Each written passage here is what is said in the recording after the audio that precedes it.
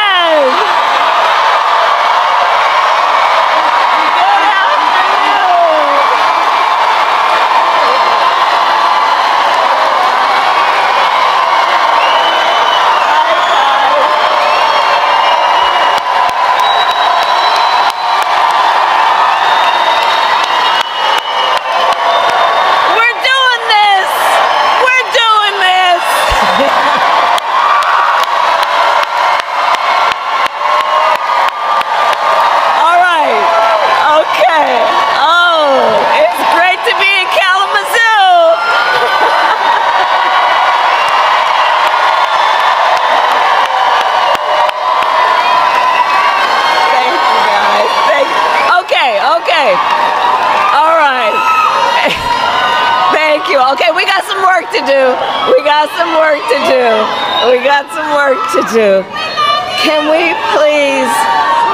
we please applaud my dear and incredible friend, the former First Lady, Michelle Obama.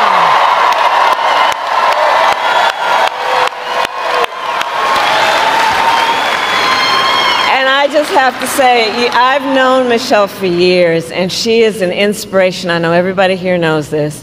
She is a truth teller, and she motivates us to get to work, especially when the stakes are high, because as she reminds us, as my mother taught me, don't just sit around and complain about injustice. Do something. And there are so many incredible leaders here tonight, but I want to first just thank everybody, because there's so much you could be doing with your time right now, and you are here, and we are here as community, as coalition builders, because we love our country, and I thank you for being here, and I thank you for all your work. I thank you. I thank you. I thank you. And I want to give a shout out to Lieutenant Governor Gilchrist. He's over there somewhere. Senator Gary Peters. And all the union, elected, and community leaders here today, I thank you. I want to give a special thank you to former Republican Congressman Fred Upton,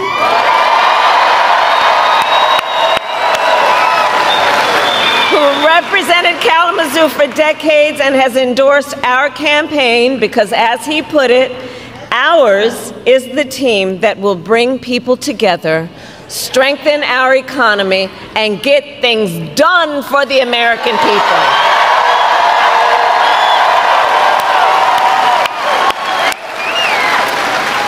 So Kalamazoo, listen, you all know, before I was vice president, I was a United States senator.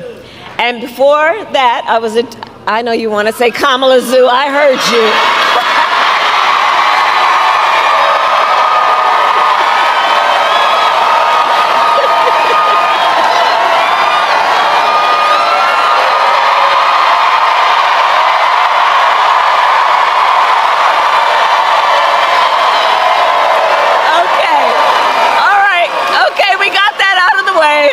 Okay.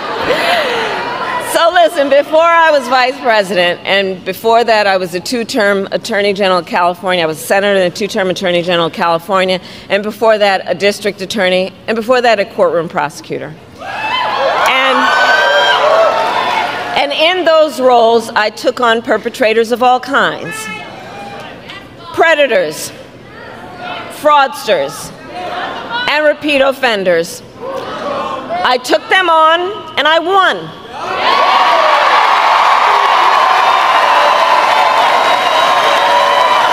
Well, Michigan, in 10 days, it's Donald Trump's turn.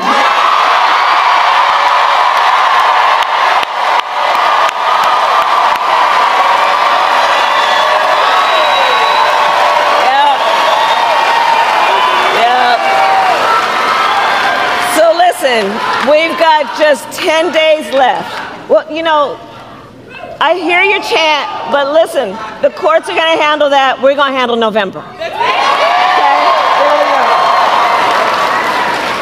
So look, we've got just 10 days left in one of the most consequential elections of our lifetime. As you all know, voting has already started.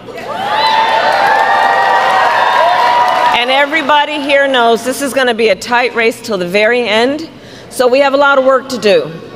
But we like hard work. Hard work is good work. Hard work is joyful work. And make no mistake, we will win.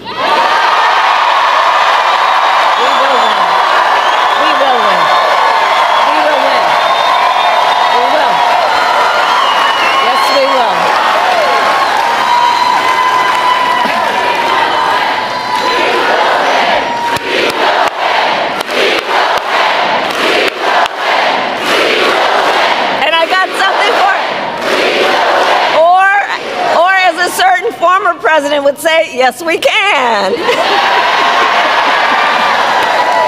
So yes, we can, and yes, we will. And we will win because together, and this is about all of us, we are fighting for America's future. And we understand the opportunity we have before us to turn the page on the fear,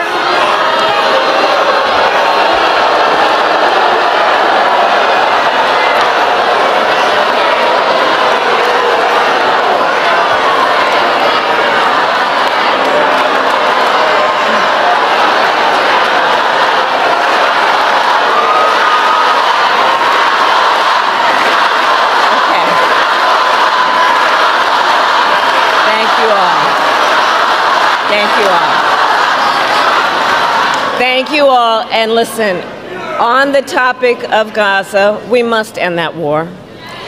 And we must end the war and bring the hostages home. But now I am speaking about 2024. All right. So listen, we have to understand the opportunity we have before us to turn the page on the fear and the divisiveness that have characterized our politics for a decade because of Donald Trump. We have an opportunity to turn the page and chart a new and joyful way, dare I say joyful, way forward.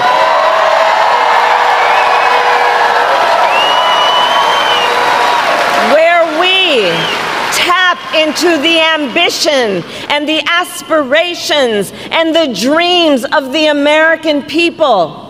And I'm going to tell you, as I travel around our country, there is an overwhelming call for a fresh start. For a new generation of leadership that is optimistic and excited about what we can do together.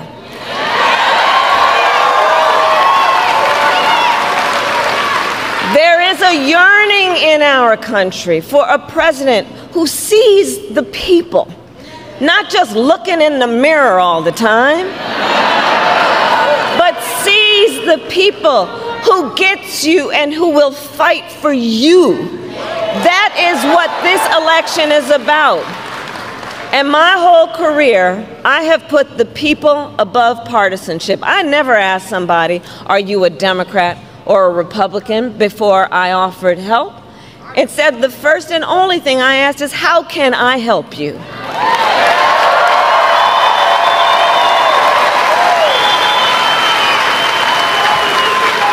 And that is a major difference between Donald Trump and me, and between the two extremely different visions that he and I have for our nation. One, his, focused on the past and himself. The other, ours, focused on the future and you and your family.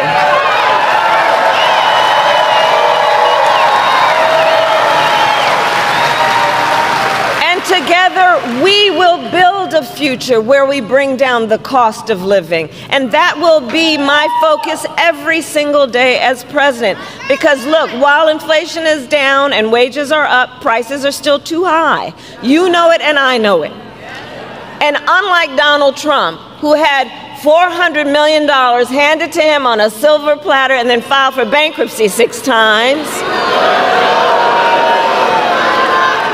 I grew up in a middle-class neighborhood with a working mother who kept a strict budget and did everything she could to make sure my sister and I had all that we needed. I come from the middle class, and I will never forget where I come from. I will never forget where I come from.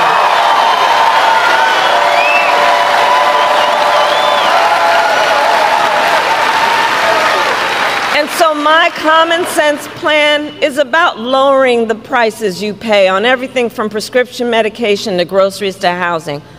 On the other hand, Donald Trump will raise costs on the families of America. In fact, independent economists have analyzed our plans and found that mine will cut your costs and strengthen our economy, while his will increase inflation and lead to a recession by the middle of next year. And his agenda is all laid out in Project 2025, which I still must say, I cannot believe they put that in writing.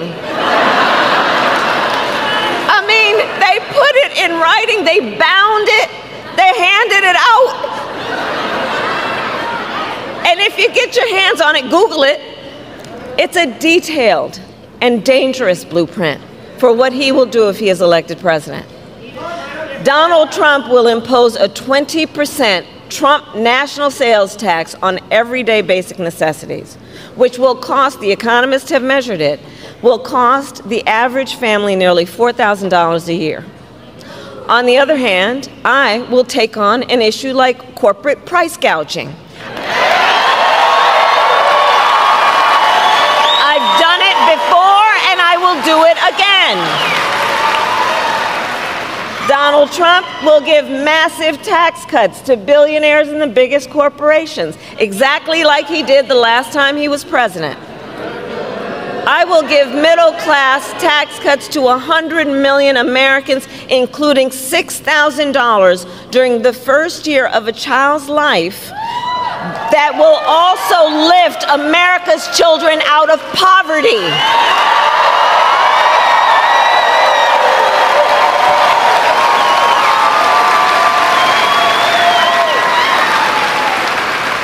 Donald Trump, again, read his plan, will get rid of the $35 cap on insulin for seniors. He will cut Medicare and Social Security. In fact, recently it was published, independent economists say he will bankrupt Social Security in the next 6 years. And what everybody here knows, we have so many seniors whose only source of income is their Social Security check. And we believe that our seniors should be able to retire with dignity, not worried about whether they're going to have a roof over their head.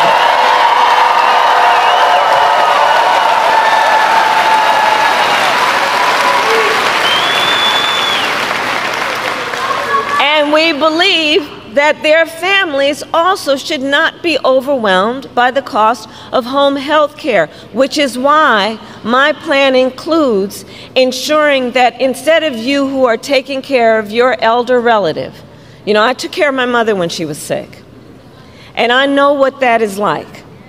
It's about trying to cook something that they feel like eating. It's about trying to help them put on a sweater.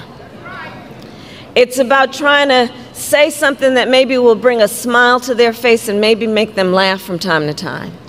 It's about their dignity. But we have a lot of people right now living in what we call the sandwich generation, who are taking care of your kids while you're taking care of your parents. And that's a lot. It's a lot. And too many people either if you are fortunate enough, you may have some extra money that you can hire somebody, but most people can't. So what that means is so many people have to think about leaving work, quitting their job, which means cutting a source of income, or spending down all of your savings to be able to qualify for Medicaid. It's just not right. So part of my plan says that we're going to make sure that Medicare covers the cost of home health care for our seniors. It's about dignity. It's about dignity. It's about seeing people where they are and understanding the burdens people face and lifting folks up instead of trying to beat people down, which is exactly what we see on the other side.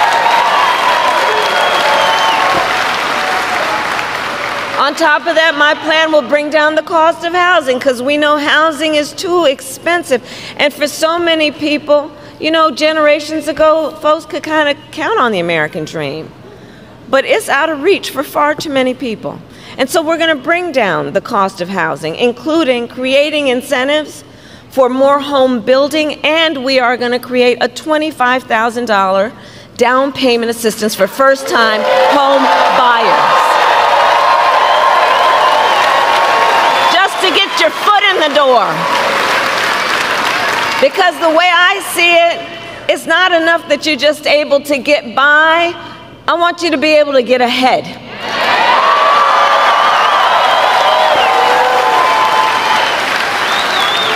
We're going to cut taxes for small businesses because small businesses are the backbone of America's economy. Do we have any small business owners here? Right?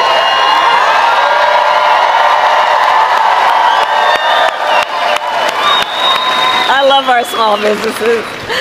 We're going to lower health care costs because, look, I believe health care should be a right and not just a privilege of those who have the money to afford it.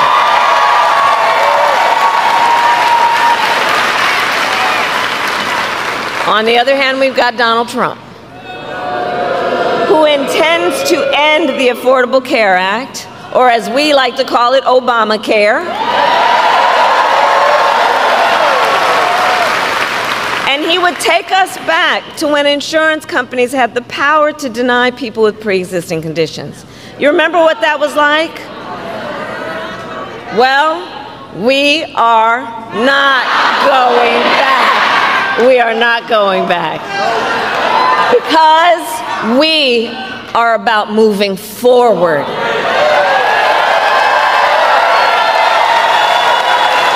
And it is time to turn the page. So ours is a fight for the future, and it is a fight for freedom, like the fundamental freedom of a woman to be able to make decisions about her own body and not have her government tell her what to do.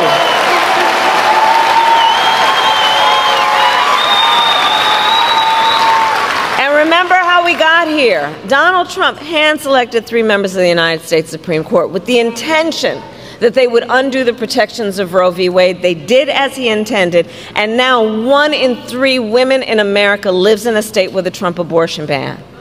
Many with no exceptions for rape and incest. And the idea that somebody who survives a crime of a violation to their body would not have the right to make a decision about what happens to their body next, that is immoral.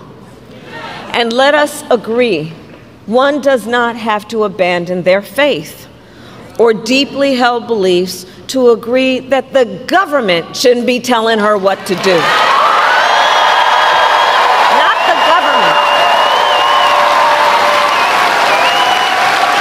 government. If she chooses, she will talk with her priest, her pastor, her rabbi, her imam, but not the government. Come on. Some folks up in a state capitol telling you what's in your best interest like you don't know? Not in Michigan, but look, if there's a national, if there's a national abortion ban, nobody is safe.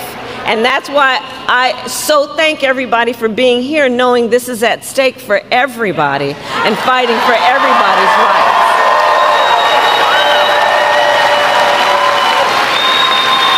And I'll tell you, so I actually just got in from Texas, and I did an event in Texas last night in Houston.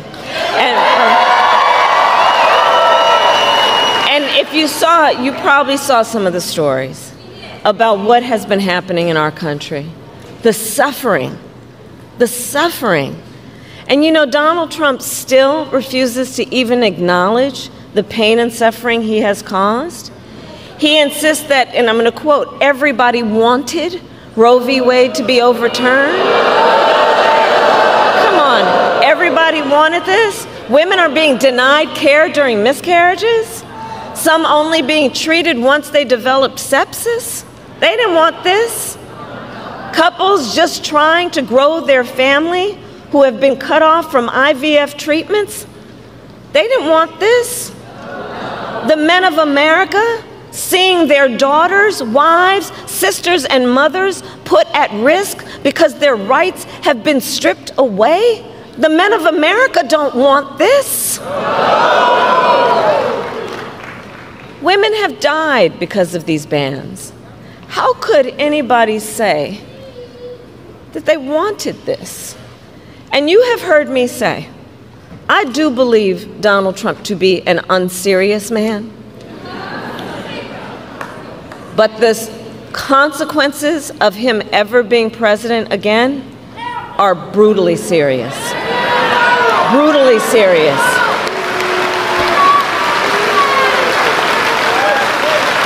And what I mentioned are just some of the consequences of what he has done. And I will tell you, I pledge to you, when Congress passes a bill to restore reproductive freedom nationwide, as President of the United States, I will proudly sign it into law. Proudly. Proudly. With your help. And so, look, and I'm traveling our country, and I'm going to tell you, across our nation, we are witnessing a full-on assault on other hard-fought, hard-won freedoms and rights, like the freedom to vote. You know, in Georgia, they got a law that makes it illegal to give people food and water for standing in line to vote. The hypocrisy abounds. What happened to love thy neighbor? Attacks on the freedom to be safe from gun violence. The freedom to breathe clean air and drink clean water. The freedom to love who you love openly and with pride.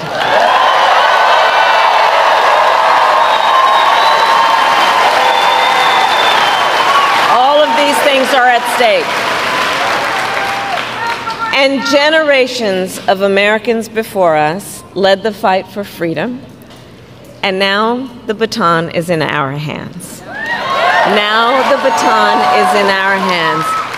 And on that point, I want to speak in particular to all of the young leaders who are here today. Can I see Gen Z?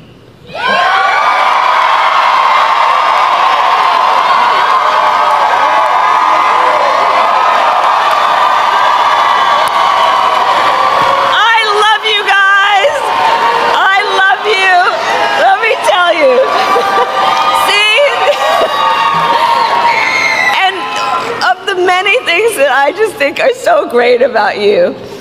You are rightly impatient for change. I love that.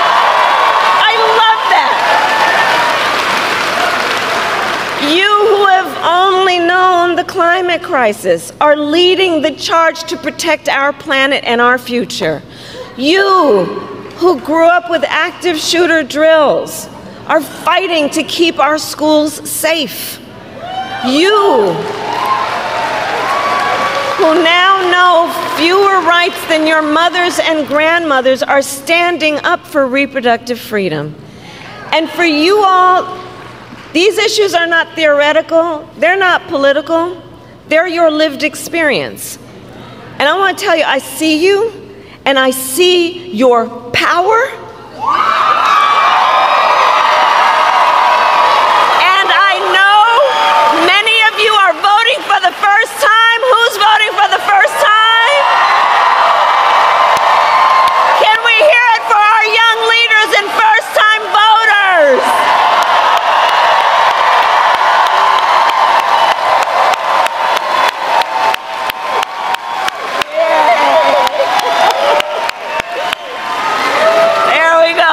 That's what this is about, right? That's why we're all here together. It's about our future.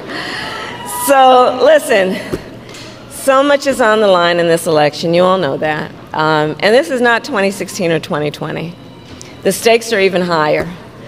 Because over the last 8 years, Donald Trump has become more confused, more unstable, and more angry. And it is clear he has become increasingly unhinged. But the last time, at least there were people who could control him. But notice, they're not with him this time. And then a few months ago, the Supreme Court told the former president he is effectively immune no matter what he does in the White House. It's not 2016 or 2020 when you think about that. Because just imagine Donald Trump with no guardrails. He who will claim unchecked and extreme power if he is reelected.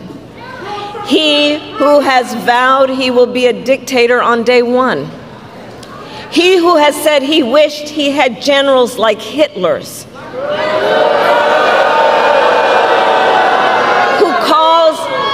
Who calls Americans who disagree with him the enemy from within. You know what that harkens back to? And he says he would use the American military to go after them. Donald Trump has even called for the, quote, termination of the Constitution of the United States of America. And let us be very clear. Someone who suggests we should terminate the Constitution of the United States should never again stand behind the seal of the President of the United States. Never again. Never again. Never again.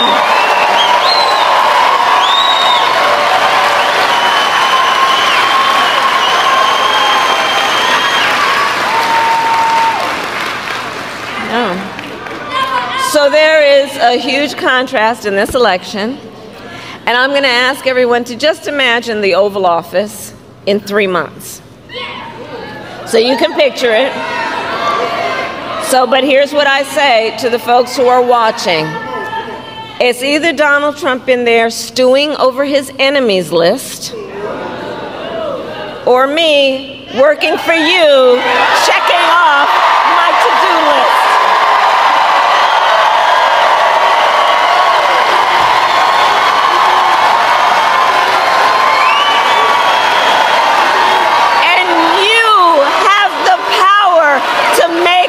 Decision. You have the power to make that decision. And this is the beauty of our democracy as long as we can hold on to it. The power is with the people. The power is with the people to make that decision. And so, Michigan, it all comes down to this. We are all here together because we know what is at stake. And we are here together, most importantly, because we love our country. We love our country.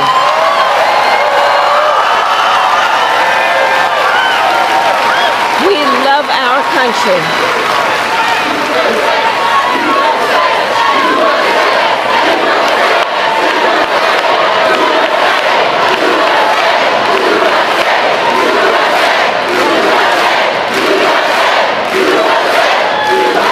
And to love our country is to know that one of the highest forms of patriotism, I believe, is to then fight for the ideals of our country. And that's what we are all here together to say. We love our country and we are prepared to fight for our country and to fight to realize the promise of America. The promise of America. That's what this is about. So, Election Day is in 10 days. And early voting has already started. And you can vote early starting today through Sunday, November 3rd. So we need you to vote early, Michigan. And now then is the time to make your plan to vote. And you can go to iwillvote.com to get all the information you need. And if you have received your ballot in the mail, please do not wait. Fill it out and return it today. Because, folks, the election is here.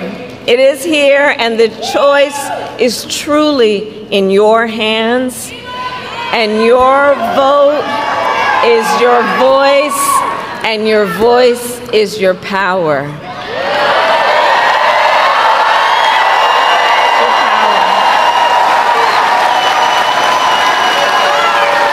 So, Michigan, today I ask you, are you ready to make your voices heard? Do we believe in freedom? Do we believe in opportunity? Do we believe in the promise of America? And are we ready to fight for it? And when we fight, we win. God bless you, and God bless the United States of America.